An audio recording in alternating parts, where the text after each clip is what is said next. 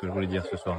Essentiellement, c'est que nos idées, nos valeurs seront présentes aux prochaines élections municipales de Bastia. Ça veut dire que concrètement, s'il venait à ne pas y avoir d'union, on va y revenir, il y a un travail sur l'union, vous êtes prêt à porter les couleurs de la droite en tête de liste, soyons très clairs. Alors déjà, l'objectif, c'est d'affirmer des valeurs. Ensuite, il ne faut fermer la porte à personne dès l'instant où ces valeurs et une méthode sont partagées. Mais chaque chose en son temps. Bien évidemment que si les rapprochements ne se font pas, la droite portera sa propre liste et je suis prêt à la porter. Et si des rapprochements se font, vous y êtes ouvert à toutes les bonnes volontés. Quelles sont ces bonnes volontés très concrètement? Est-ce qu'on peut déjà citer à ce stade-là des noms, des listes Oh, vous allez les voir apparaître tout au long du mois de septembre.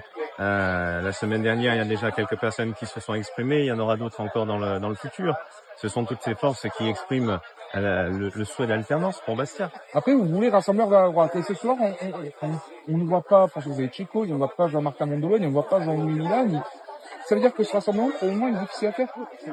Non, pas du tout. Alors, je pense que chacun, malheureusement, a été retenu pour des obligations personnelles.